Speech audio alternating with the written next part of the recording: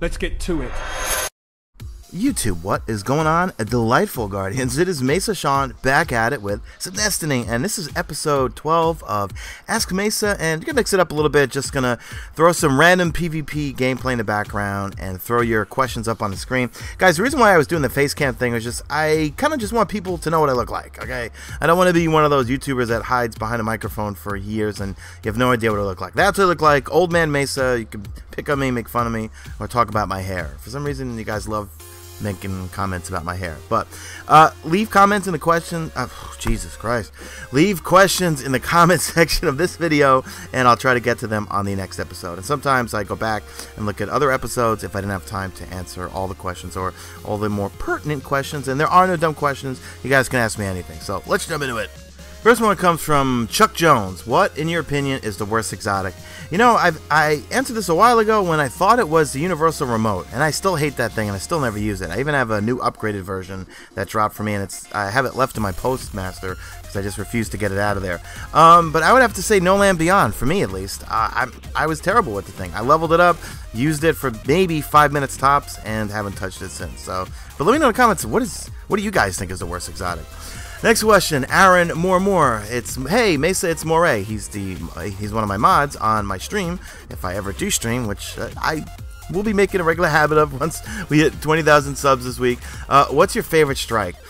I'm gonna have to say probably Summoning Pits, or let me see. Well, I would say Summoning Pits because it's fun and it's quick.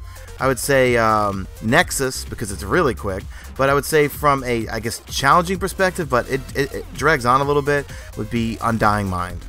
Okay, then we got one from Tyler Stawicki. Hello Mesa, I have a question for you. What do you think the difference will be between Crota's raid and the hard mode Crota? Well, I think one thing, the Oversoul is going to play a bigger part, I think. Because if you notice, a lot of the raid gear has abilities that lend itself to the Oversoul. So I have a feeling that Crota is going to be calling them in at random times, or if certain things happen, the Oversoul will just come out of nowhere. So I think we're all going to have to be ready to take out the Oversoul. Another thing also, I think, when Deej announced, or in the latest news update when they announced hard mode, said something about healing each other, or something about, health and all that. I don't know. I get a feeling either the chalice is not going to be there, or the chalice is not going to have the same effect that it did in normal mode right now. So I don't know how it's going to plan out, but I definitely think Oversoul is going to have something to do with it, because I believe one of the, actually I just spotted one now, one of them is that you increase reload speed during Oversoul. So we'll have to see. Alright, this one's a funny one. Alexander Fetters. How often do people mistake you for the lead singer of Rascal Flatts? Keep up the good videos. I have no idea who that is, but I don't look like this guy here. Do you think I look like this guy? Come on, I look nothing like him.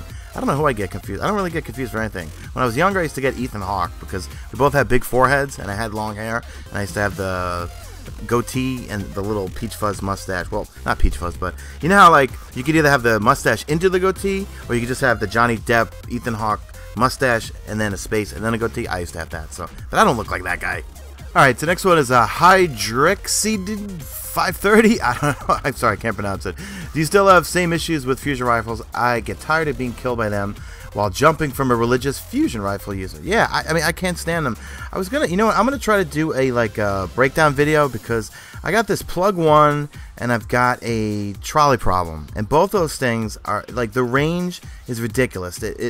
On paper it almost outclasses some of my sniper rifles, and I was using it in PvE, and you can just see the range from long distance. It just annihilates things, and I've used it a few times in PvP, just, you know, for giggles. I'm more of a shotgun user, but I think I'm just gonna set out and just do a whole bunch of clips using it and just really showing how the range is just absolutely ridiculous on those things.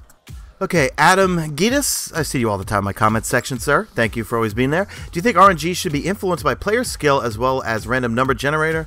You know, it's kind of a catch-22, because if you think about it, if it's totally skill-related, I think it'll change the way people play. Let's say the way people play PvP, at least, okay? If it's based on, say, like kill-death ratio or how many kills you get, I think people are more than likely going to camp and try to get the supers and really play campy, I guess. Even with the tracker system, in my opinion, you can't really camp in this game, but I think it would probably change the way, I don't know. And also, people would rage quit more, I think. I don't know, you know, I don't know what I'm saying here. Basically, what I'm saying is that, as much as I hate it, since I've 22 days played, and I finally just got a Hawk Moon, you know, it keeps me in a game. There was another day where I jumped in a skirmish and we were just down. It was me and one other person down by a zillion points, and the other guy left. I stayed. I got an engram afterwards. It wasn't a legendary, but you know what? You just never know. So I think the randomness, the RNG gods, it keeps me playing in the game, or keeps me staying in the lobbies at least. Okay, Ammon Stubber says, what is your favorite subclass, PvP, and PvE? Okay, definitely the Sunsinger for PvE, because I feel like I can't live without the Resurrection, and also I love Scorch Melee, and I love those fusion grenades.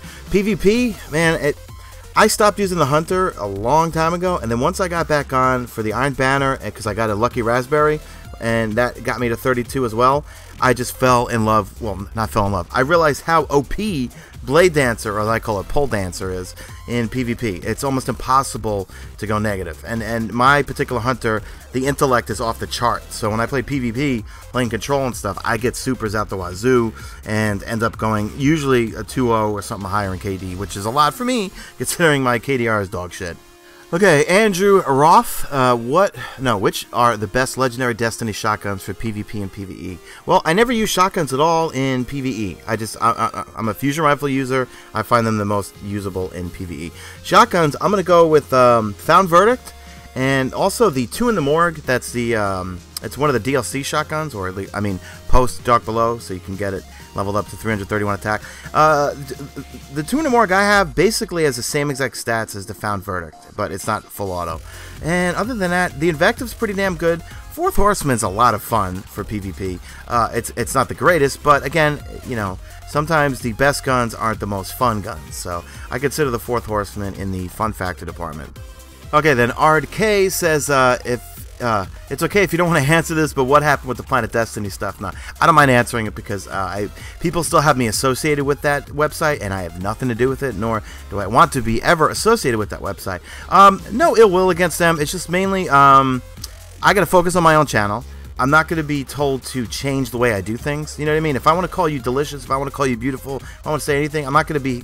Look, I don't use a script. When someone starts asking me, could you give us a copy of your script? I'm like, fucking script? Are you fucking kidding me? Sorry for the potty mouth. I don't do any scripts. I never use a script. And, you know, let's be frank. They kind of want to, well, at least my opinion, they probably would like to see people like myself and the other big YouTubers kind of run off, because... I mean, lately, I think they kind of view her a little bit with some of the videos. But then again, that's just my opinion. So no ill will. They do their thing. I do my thing. Okay, JWADB0199 says, would exotic armor bounties be a thing? You know, I could see that as being fun, but the thing is, it has to be incredible armor. I mean, something that you just can't... So then it makes it really stand out amongst all exotic armors for you to actually grind through. Because let's be frank, you know, some of the exotic bounties are, you know, are grinders, particularly the Thorn. One of the things I wish we got new exotic bounties for the Dark Below. I kind of feel like we didn't really get much in terms of exotic weapons from the Dark Below. You know, no more bounties. It's the same old bounties. I really wish we got more exotic weapons and more bounties for that matter. Then we got Suderman. I've seen you a lot in my comments. Thank you very much, sir. He says, what are your thoughts on no trading system? I could trade you my new Vanquisher for the Husk of the Pit, or even my second Hawk Moon. Well, I have both of those now, sir. No, but actually a bunch of you guys asked, so I could kind of handle this right now. I would love it, but at the same time, I could see it being abused. Or if there was some definite way where you could lend someone something and then get it back after a certain amount of time. I don't know. What I want to see is a rental system. You go into a vendor, give them a few strange coins, and get to rent a fully maxed out legendary for one day. Get to use it, decide if you want to buy it. So that's going to wrap it up for this episode. Ask questions in the comments. Drop a like at this video only if you see fit. Follow me on to Twitter at Mesa Sean. Check out my stream. Links will be in the description. And that's it. You stay beautiful, Guardians.